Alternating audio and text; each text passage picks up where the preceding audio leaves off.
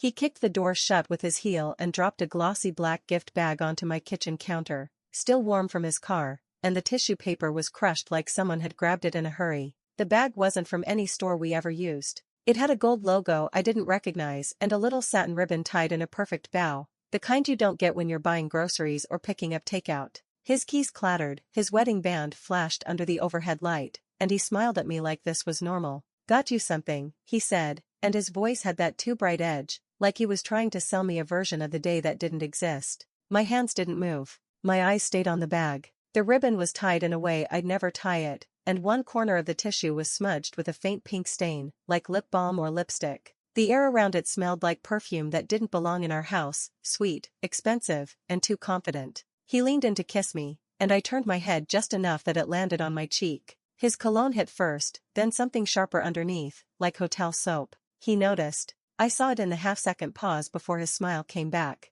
"Long day," he said. "I'm gonna shower. Open it." He walked past me toward the hallway, already loosening his tie like he couldn't wait to get out of his own skin. The bag stayed between us on the counter like a third person who didn't need to speak. The bathroom door clicked shut. Water hissed a second later. He was rushing, and he never rushed showers after work. I stepped closer to the counter. The handles of the bag were twisted like someone had carried it tight in their fist. The paper inside crinkled when I breathed near it, and my stomach did that slow drop, like an elevator cable snapping. My phone buzzed on the table. His name lit up my screen, not a call, a text. "Open it now, red heart." The heart emoji wasn't something he used with me. He used periods with me. He used LOL with me when he was being lazy. He didn't use a red heart like a teenager. I set my phone face down. My fingertips touched the bag's edge, and the glossy paper felt cold, like it had been outside in winter even though it hadn't. The shower kept running. He was humming, soft, off-key, like a man who thought he'd cleaned up a mess.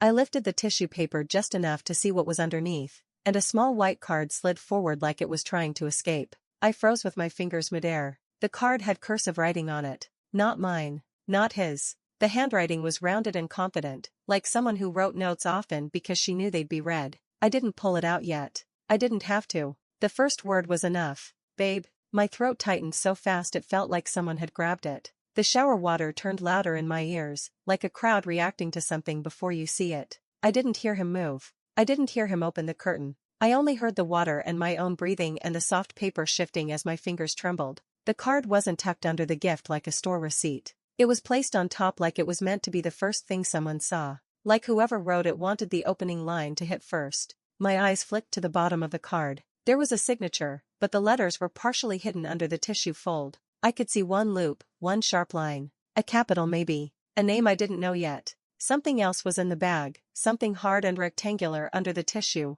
wrapped in soft gray fabric. The shape was familiar in the way expensive things are familiar, even if you don't own them. Like a jewelry box. Like a phone box. Like a promise. A thump from the bathroom made me jerk. Probably shampoo dropping. Probably nothing. But my hand snapped away from the bag like I'd been burned. I backed up a step and stared at it like it might jump at me. The kitchen felt smaller. The air felt thinner. The shower shut off. My brain went fast and sharp. If I left the bag there and he came out, he'd assume I opened it. If I hid it, he'd know I moved it. If I asked what it was, I'd have to hold my face steady while my insides turned to glass. The bathroom door handle rattled. I grabbed the bag by the handles and carried it like it was heavy. I moved it off the counter and onto the chair by the table, the one he never sat in. The tissue paper shifted again, and the card slipped a little more into view. This time I saw the end of the signature. Lena. I didn't know any Lena. Not from work, not from the gym, not from his friend group. Not a cousin. Not a coworker he'd ever mentioned.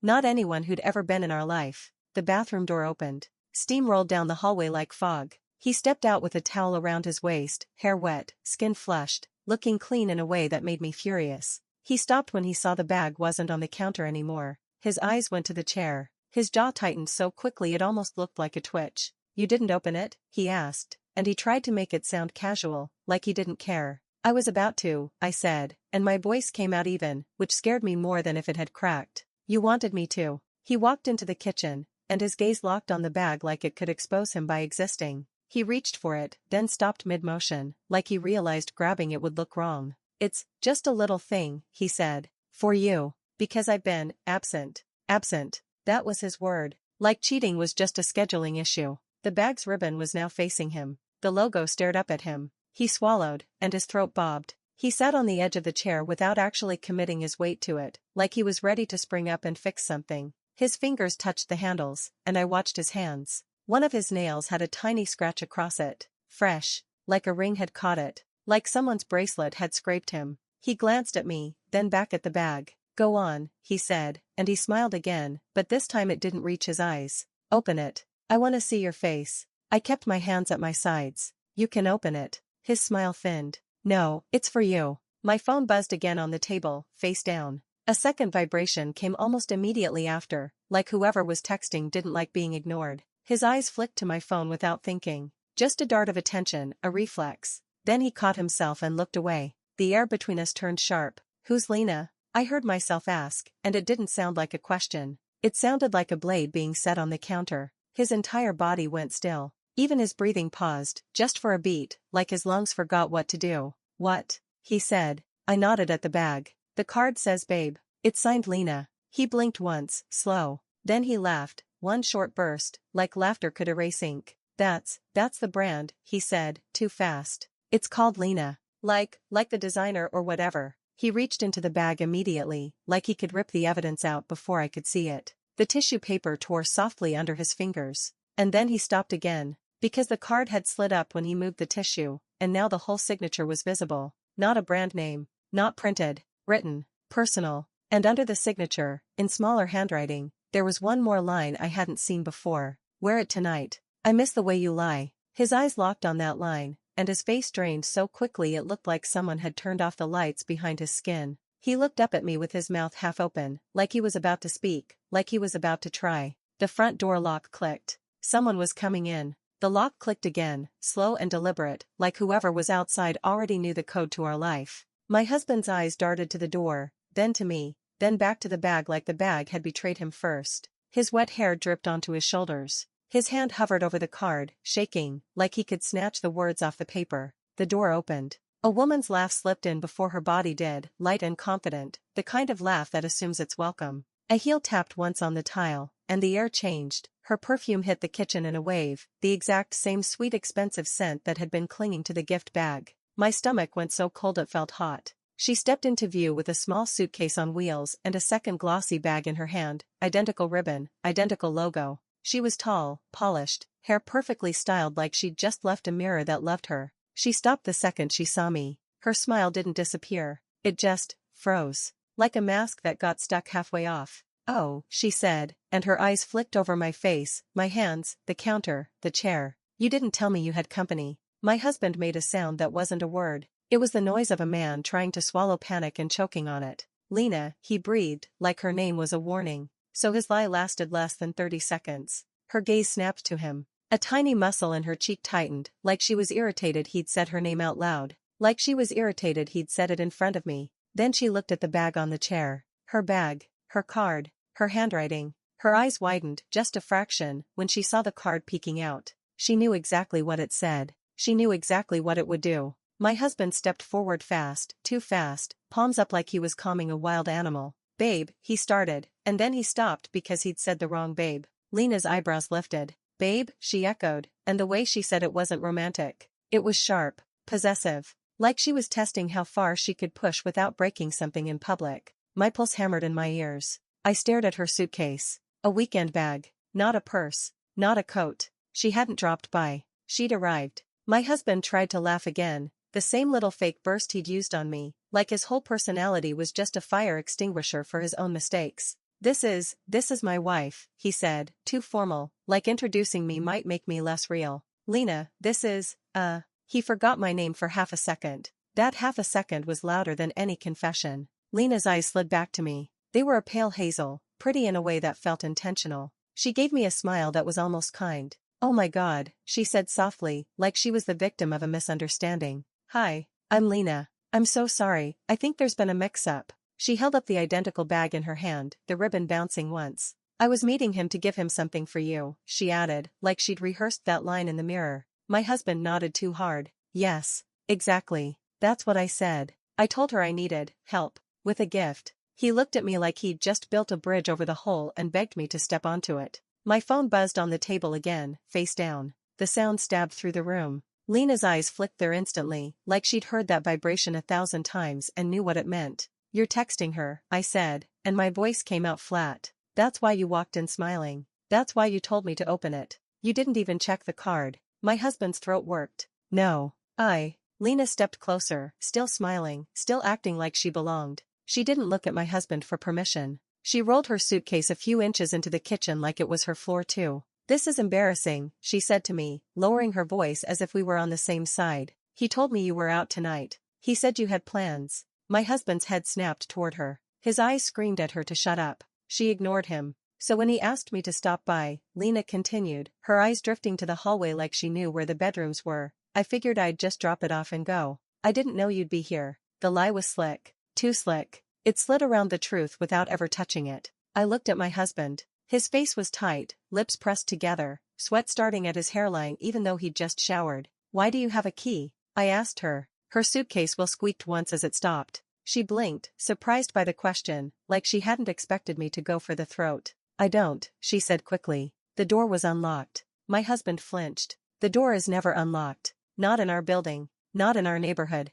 Not when he's home alone." I walked to the door and turned the deadbolt with my thumb. It was unlocked. I turned the latch. Unlocked too. He'd unlocked it for her. He'd been waiting. Behind me, I heard Lena's suitcase shift again, closer. I heard the soft clink of something in her bag, glass, maybe, perfume, champagne. Something for a night that wasn't supposed to include me. My husband moved between us, a human shield, but not for me. "Okay," he said, voice low, trying to steer the whole moment like a shopping cart with a broken wheel. "This got out of hand. Lena, you should go. I'll call you." Call you. Like she was the real plan and I was the obstacle. Lena's smile twitched. "Go?" she repeated, and for the first time, the sweetness cracked. "After you told me." She cut herself off, eyes snapping to me again. She swallowed, regrouped. "After you told me you were free," she corrected smoothly, but the damage was already done. "Free. Not married. Not mine. Free." My husband's hand reached back and gripped her elbow like he was afraid she'd say more.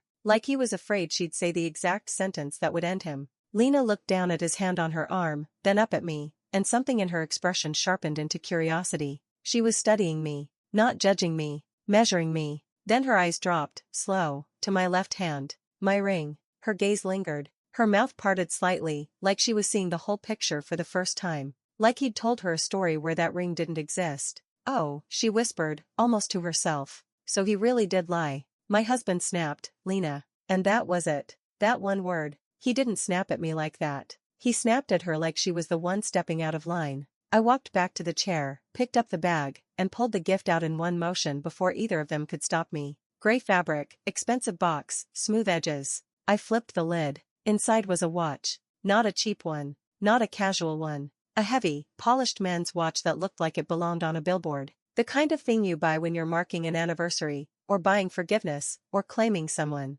The card slid out and landed on the table, face up. "Wear it tonight. I miss the way you lie." My husband's face turned gray. Lena stared at the open box, then at my husband, then at me, and her smile finally died. There was no performance left. Just truth, raw and ugly. "That's not for her," Lena said quietly. My husband's mouth opened. Nothing came out. Lena lifted her chin toward me, almost sympathetic now, almost honest. "He asked me to get him a bag like mine," she said. "He said it was safer if it looked like mine. Like hers. Like he'd been practicing bringing her into our home." My hands didn't shake. That scared me. I set the watch back in the box, closed it, and slid it across the table toward my husband like I was returning a borrowed object. He didn't touch it. His eyes were on Lena now, pleading, warning, panicking. Lena's phone lit up in her hand, an incoming call. The screen flashed a name. My husband's name, but with a heart next to it. She looked at the screen, then at me, then at him. Her lips curved, bitter. "So," she said softly, "which one of us is he lying to right now?" My husband lunged for her phone, and the suitcase tipped, spilling open on the kitchen tile. A pair of men's dress shoes slid out first, then a folded shirt, then a tie, then a familiar, navy hoodie I'd bought for my husband last Christmas. My hands had wrapped it, my name had been on the tag. Lena stared down at the hoodie like it had betrayed her too. I stared at it like I'd just watched my own past crawl across the floor. My husband's hand hovered over the fabric, trembling, like he could scoop it all back into the suitcase and rewind time. And Lena, still looking at the hoodie, whispered, "He told me you didn't do holidays." Lena's fingers didn't even touch the hoodie at first. She stared at it like it might bite her, like it might suddenly start speaking in my voice. My husband bent down fast, grabbing at the spilled clothes, shoving them back into her suitcase with frantic, clumsy hands. He was trying to erase evidence with motion. He was trying to make the floor clean enough that we'd forget what slid out. But the navy hoodie was stuck under the wheel. His hand brushed it and he flinched like it burned. "That's mine," I said. The words came out quiet, and that made both of them look up. Quiet meant I wasn't panicking. Quiet meant I was thinking. Lena's eyes lifted to me. "He told me you didn't do holidays," she repeated, slower this time, like she was testing whether saying it again would make it less insane. My husband snapped the suitcase shut too hard. The zipper screamed. He stood up and planted himself between us again, shoulders wide, like he could block the truth with his body. "Enough," he said. "Both of you, enough. This is a misunderstanding." Lena let out a laugh that wasn't pretty. "A misunderstanding?" She kicked the hoodie lightly with the toe of her heel, just enough to make it shift. "He's got your Christmas gift in my overnight bag. That's not a misunderstanding. That's planning." My husband's eyes flashed. "Stop." The way he said it, commanding, sharp, made Lena's face change. Not scared. Insulted. Like she wasn't used to being spoken to like that. Like she wasn't used to being the disposable one. She straightened her spine and looked right at him. "Do you talk to her like this too?" she asked, nodding at me. "Or is it just me now that she's here?" He didn't answer. And in that silence, I realized something uglier than cheating. He'd been managing us. Not loving either of us, managing. Like two accounts he kept balanced. Like two tabs open he switched between. My phone buzzed again. This time I picked it up. The screen showed the last message thread, his name at the top, the earlier text, "Open it now, red heart." And beneath it, a new message. "She there? Don't let her read the card. If she asks, say it's from the store." My stomach didn't drop this time. It went solid, like a door slamming shut inside me. I looked at him. He was watching my face like a dog watches your hands, waiting for the throw, waiting for the hit. Lena watched too, because she'd learned in 10 minutes that my reactions were the real weather in the room. I held the phone up, not waving it, just presenting it, like an exhibit in court. "You're still texting," I said, "while you're standing 3 feet from me." My husband's mouth opened, then closed. His eyes flicked toward Lena, panic, then back to me. "That's not," he started. Lena stepped forward and snatched her own phone out of her hand like she'd forgotten it was there. She jabbed the screen, unlocked it, and shoved it in his face. "Then why is your name on my lock screen with a heart?" she demanded. Her voice rose. The neighbors were close. The walls were thin. Our building shared sound like it shared plumbing. My husband grabbed at her wrist. "Stop. You're making a scene." Lena yanked her arm back like he'd slapped her. "You made the scene," she hissed. I watched him. Not the words. The reflexes. He wasn't surprised about the heart. He wasn't surprised about the hoodie. He wasn't surprised about any of it. He was surprised it was happening at the same time. That was the only thing he hadn't planned. I moved to the table and picked up the card again, holding it between 2 fingers. The ink looked darker under the kitchen light. "Wear it tonight," I read, calm. "I miss the way you lie." Lena's face tightened. "That line was a joke," she said fast, like she wanted to reclaim it. It's our thing."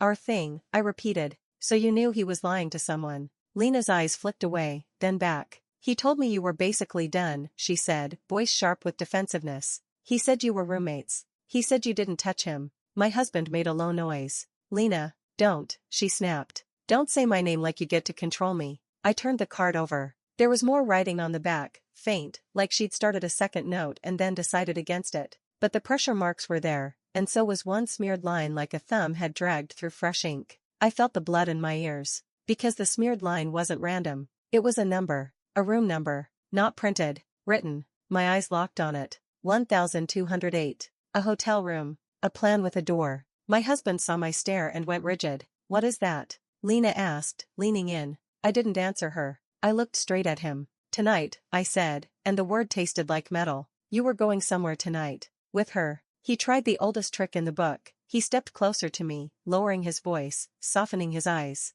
"Please," he murmured. "Not like this. We can talk. Privately." Privately meant where he could twist it. Privately meant where he could cry and swear and promise until the truth blurred. I didn't move. "What hotel?" I asked. His jaw worked. "It's not." "What hotel?" I repeated, louder, and I saw Lena flinch because she wasn't used to being the one questioned. She was used to being the one chosen. My husband's gaze flicked to the gift bag on the chair. His eyes landed on the logo like it was a clue he couldn't stop. Lena followed his gaze and her expression shifted, recognition. "Oh," she said quietly. That's from Sable. My throat tightened. Sable? Lena nodded once, slowly, like she couldn't believe she was about to say it out loud in front of me. Sable Sweets, she said. Downtown. The black and gold logo. They do, packages. Romantic packages. My husband snapped, stop talking. Lena's eyes flashed. Why? You think she doesn't deserve the full story? I stared at him. Room 1208, I said. Sable Sweets. He exhaled, and for the first time since the door opened, his shoulders sagged.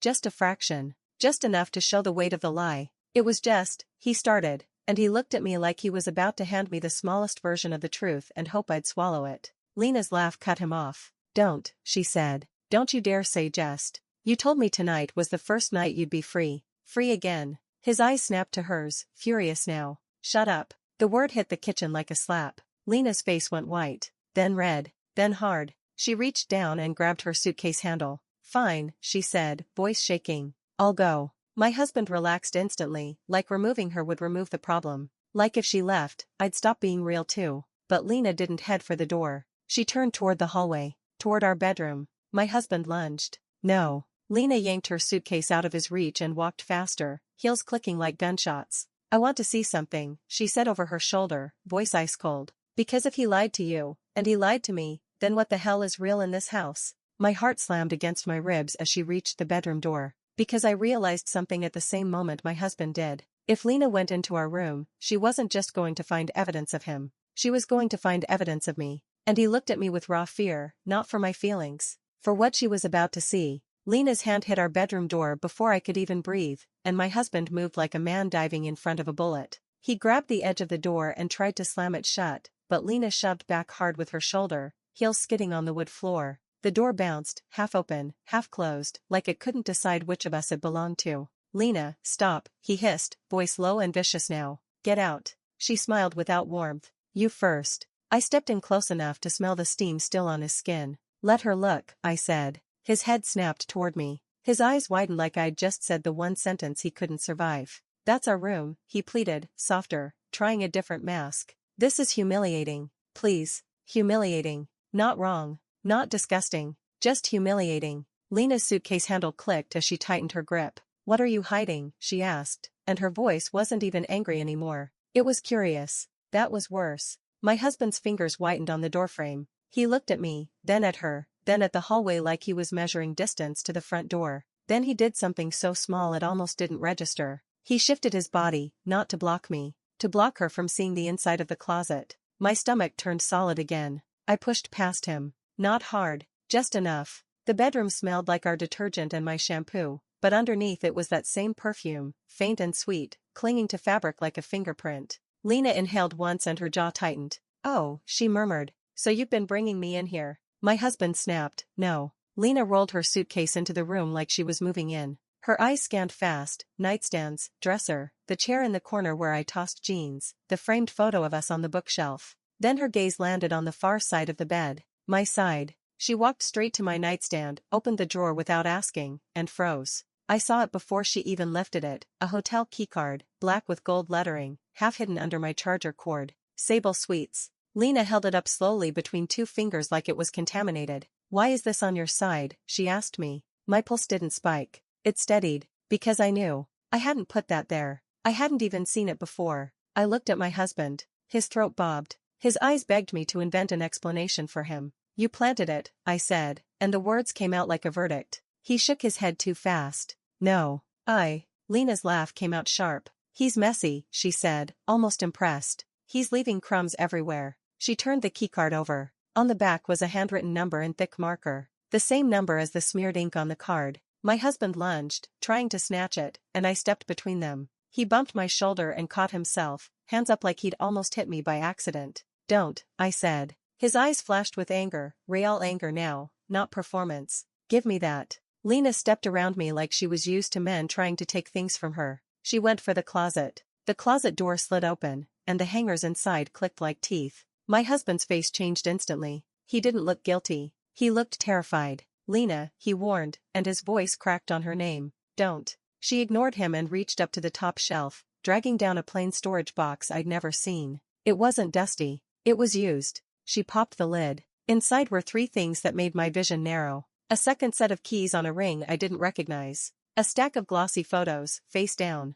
and a slim black notebook with a rubber band around it, like someone kept it close. Lena lifted the keys first. "Whose are these?" she asked. My husband's mouth opened. Nothing came out. I took the keys from her hand and stared at the little fob attached to them. A white plastic tag with a handwritten label. Sable 1208. He didn't just have a keycard. He had keys like he lived there. Or like he'd been there enough that someone trusted him with more than a room. Lena reached for the photos next, flipping the top one over. It was my husband, smiling, arm around Lena. Not a selfie. A real photo, taken by someone else. Behind them was a skyline view, champagne bucket on a table, hotel curtains open. A room like a showroom. Sable. Lena flipped the next photo. My husband again. But not with Lena. With another woman. Her hair was darker. Her face was turned slightly away from the camera. She was laughing, head tipped back, mouth open, hand on his chest like she belonged there. Lena's fingers froze mid-flip. "Who the hell is that?" she whispered. My husband made a strangled sound.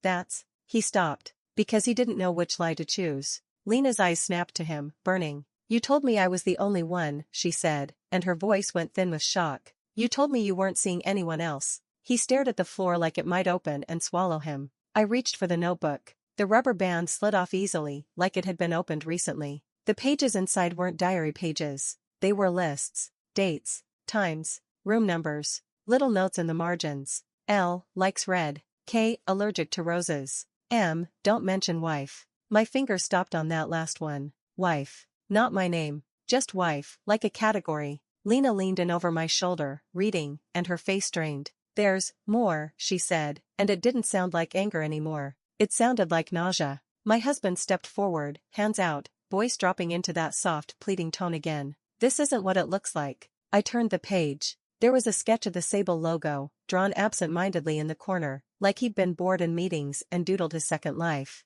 Under it was a line that made my jaw lock. "Gift swap, keep bags identical." I looked up at him slowly. He didn't meet my eyes. Because the mistake in the kitchen hadn't been random. It had been part of the routine. Lena took the notebook from my hands and flipped faster, more frantic now. She stopped on a page and let out a sound that was half laugh, half sob. "What?" I asked, and my voice stayed steady. She held the page up, shaking. It was a grid, like a calendar. And next to tonight's date was written, 12:08, L, watch, wife cover story, drop bag at home. Wife cover story, drop bag at home. He hadn't mixed up the bags. He'd planned for a bag to be here. He'd planned for me to touch it. He'd planned for me to think it was for me. My husband swallowed hard. "I can explain." Lena's eyes went bright with tears, but her voice turned razor sharp. "Explain why you wrote wife cover story like she's a problem to manage." He stepped toward her. "Lena, please. Don't say my name," she snapped, the same way she had in the kitchen, only this time her voice broke.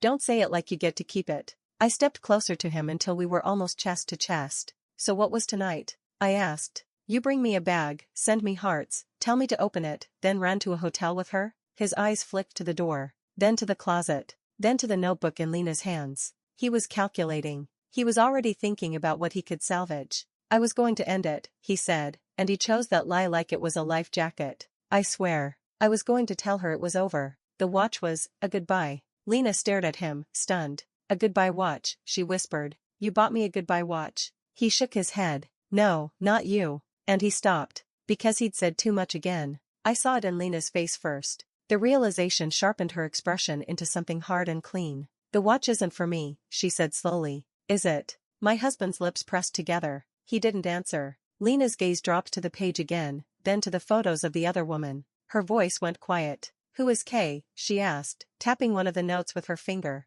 "Who is M?" My husband's shoulders sagged, but not with remorse. With exhaustion. Like we'd finally made his juggling act too heavy. Then his phone buzzed in the kitchen, loud enough to carry down the hall. One buzz. 2. 3. He flinched on the third like it hurt. Lena's eyes flicked to the doorway. "That's her," she said, and her voice turned sick again. "That's the other one." I didn't move. I didn't blink. Because I heard it too. The vibration pattern wasn't mine. Not his. Someone else calling. Someone who expected him to answer. I walked out of the bedroom first. Lena followed, suitcase abandoned now, notebook clenched in her hand like a weapon. My husband trailed behind us, bare feet silent on the floor, like he was already trying to disappear. His phone sat on the kitchen counter, screen lighting up the room. An incoming call. A name I'd never seen before. Katie Kissmark. Lena stared at it like it was a ghost. "Katie," she whispered. He told me Katie was his cousin. My husband lunged for the phone, but I got there first. I picked it up and answered before he could breathe.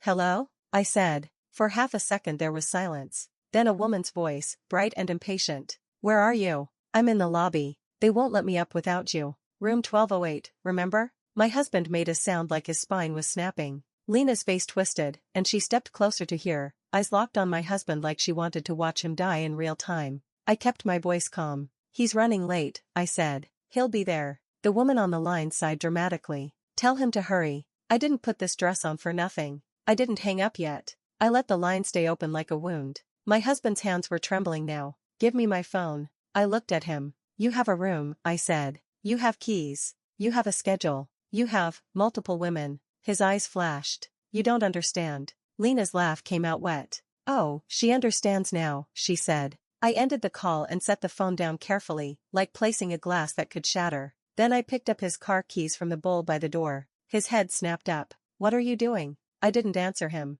Lena did. "We're going to Sable," she said, and her voice was steady in a way mine wasn't yet. "And you're coming with us." My husband stepped backward, shaking his head. "No, no, no, no." I walked to the front door, pulled it open, and looked back at him over my shoulder. "Room 1208, I said. You wanted me to open the bag tonight." Lena's eyes burned into him. "So we will." The elevator at Sable Suites smelled like money and mistakes, and Lena stood beside me with her jaw locked while my husband hovered behind us in wet sneakers, still trying to talk like the doors might open and swallow his words. He kept whispering my name like it was a rope. I didn't look at him. I watched the numbers climb, because 1208 was the only thing in my head that felt real. Lena held his phone in her hand like a leash. The screen kept lighting up with messages from Katie Kissmark, and every buzz made my husband flinch harder. When the elevator dinged on 12, he reached forward instinctively, like he could be the one to step out first and reset the scene. I stepped out before him. The hallway was carpeted, silent, and too clean for what was about to happen.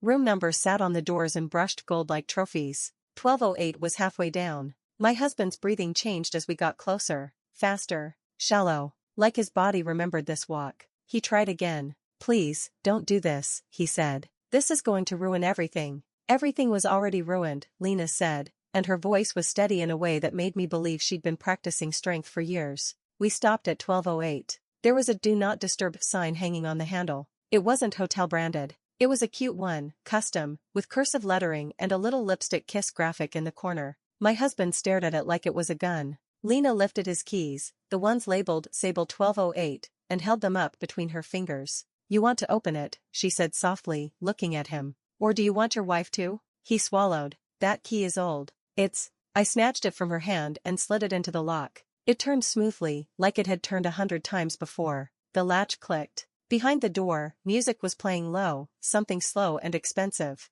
I pushed the door open. The room was dim, lit by lamps and city glow. A bottle of champagne sat in an ice bucket on the table, already sweating. 2 glasses were out, one with a lipstick mark on the rim. A red dress lay across the bed like a warning. Katie wasn't in the bed. She was in the bathroom. I heard her before I saw her, heels tapping tile, a hum, a quick spray of perfume. Then the bathroom door opened, and she stepped out adjusting an earring like she was walking onto a stage. She stopped dead when she saw me. Then her eyes moved to Lena, then to my husband. Her smile faltered, then tried to come back, then died completely when she noticed the set of keys in my hand. "What the hell is this?" she demanded, voice sharp with embarrassment. "Who are you?" I didn't answer yet. I stepped into the room, and Lena followed, closing the door behind us with a soft click that sounded final. My husband stood in the doorway like he didn't belong anywhere anymore. Katie's eyes narrowed. She looked at him like he'd handed her the wrong script. "Babe," she said, and the word came out confused, irritated. "Why didn't you tell me you were bringing people?"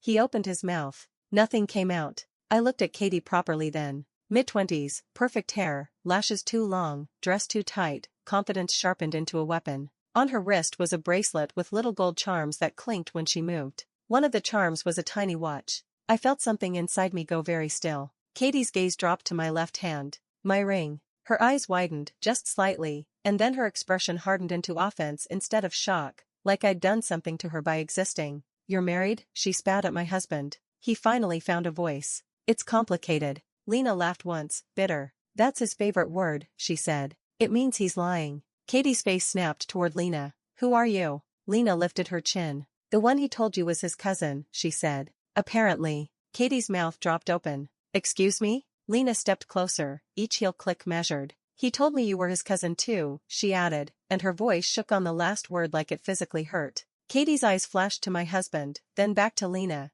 and the humiliation turned into rage so fast it was almost impressive. You said she was your cousin, Katie hissed at him. You said you had family stuff. You said. He raised his hands like he could calm a hurricane. Katie, stop. Not now. Not now. Like the truth had a schedule. I walked to the table and picked up the champagne bottle by the neck. It was chilled, expensive, labeled with a year like it mattered. I set it back down without opening it, because the gesture wasn't about drinking. It was about claiming the room. My husband's eyes tracked every move I made like I was holding a knife instead of a bottle. Katie followed my gaze and then noticed something on the dresser, a stack of identical black and gold gift bags. 4 of them. Same ribbon. Same tissue paper. Same lie. My chest tightened, but I didn't let it show. Katie stared at the bags. What's that? She asked, suspicious now. Why are there? Lena sucked in a breath like she'd been punched. Oh my God, she whispered, stepping toward them. He's got spares. My husband lunged for the dresser, but I was closer.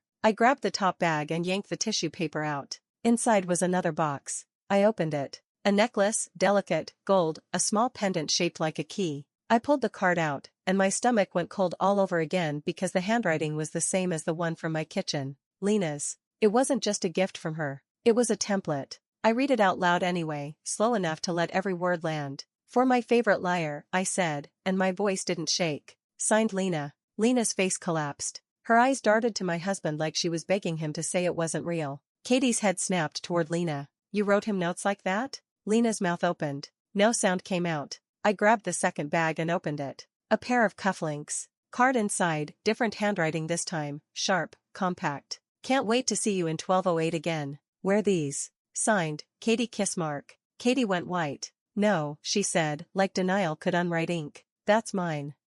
Why is that in the stack? Because he'd been mixing and swapping on purpose, not by accident. I opened the third bag. A watch. Not the same one from my kitchen. A different one. Slimmer. Feminine. Card, you'll look perfect in it. Don't tell anyone. Signed, M. My husband made a small, broken noise in his throat. Katie stared at the cards like she'd just realized she'd been shopping in a store that sold other people's lives. Lena's voice came out hoarse. How many? She whispered, and she wasn't asking me. She was asking him. He looked at the carpet. It's not like that. I picked up the fourth bag and didn't open it. I held it out to my husband. His eyes flicked up, wary. This one, I said. This is the one you brought home. The one you told me was for me. He didn't take it. Katie's gaze locked onto him. You brought a gift home to your wife, she demanded. Are you insane? He swallowed hard, still trying to build a story out of smoke. I was going to end it. I told you that. Tonight was what? I cut in, and my voice finally sharpened.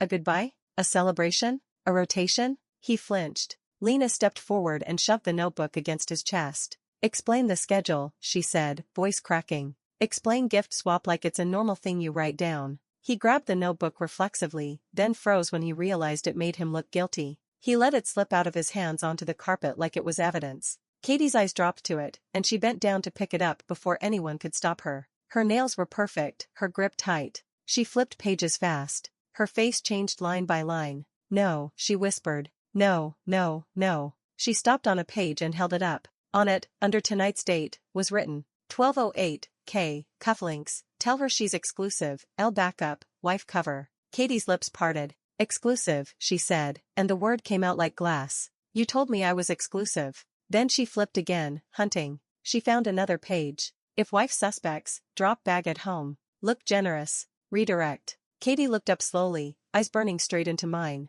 He planned to use you, she said, and for the first time her voice wasn't angry at me. It was horrified for both of us. My husband snapped, stop reading it. Katie stood up too fast. Stop, she screamed. You were going to gift bomb your wife to keep her quiet while you slept with me? He moved toward her. Katie, lower your voice. Lena laughed, shaky and wet. He's still managing, she said. Even now. I stepped closer to my husband until we were a breath apart. The room smelled like champagne and perfume and the cheap soap he'd had on his skin earlier. You didn't mix up the bags, I said quietly. You trained yourself to swap them. You built a system. You wrote it down. His eyes were glossy now, not with remorse, with panic. You're overreacting, he whispered, and he chose that line like a switch he could flip. It wasn't serious. Katie let out a sound that was almost a sob. Not serious, she choked. You have my name next to a room number like I'm an appointment. Lena's voice broke fully. You told me you loved me. My husband's face twisted. He looked at each of us like we were three fires he couldn't put out.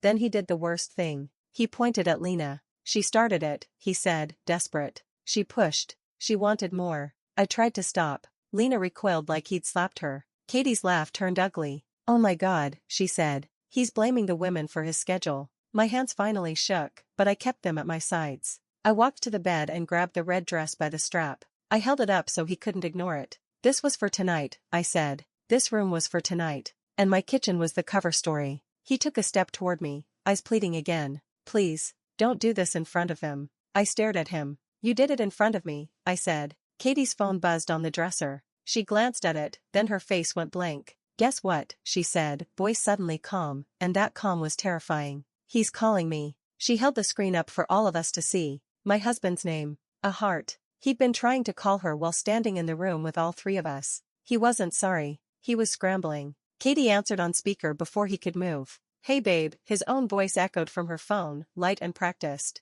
I'm almost there. Don't let them give you trouble at the desk. The room went silent like oxygen had been sucked out. My husband's face drained completely. His lips moved like he was trying to speak, but his own voice was pinning him to the wall. Katie lifted her chin. I'm already in the room, she said into the phone. With your wife. A beat of silence. Then, faintly through the speaker, his voice again, tight, low, furious. What the hell are you talking about? Katie's eyes didn't leave his face. I'm talking about the part where you're standing right here, she said, and her voice trembled with rage. And you still tried to lie. She ended the call and threw her phone onto the bed like it disgusted her. Lena's shoulders slumped. She looked smaller now, like all her confidence had leaked out onto the carpet with the notebook. I looked at the stack of gift bags, the matching ribbons, the cards written like love letters and receipts. Then I looked at my husband. He opened his mouth, still trying. I lifted the do not disturb sign off the door handle and held it out to him. Put this on your life, I said. He stared at it, confused. I stepped past him, opened the door, and walked into the hallway without waiting to see if either woman followed. My husband called my name once, sharp, like he thought I belonged to him. I kept walking. Behind me, in the room, someone started crying. Someone started yelling. Something shattered, maybe a glass, maybe a story. I didn't turn around. Consequence, I left him locked inside room 1208 with three women's handwriting on the floor and no lie left to stand on.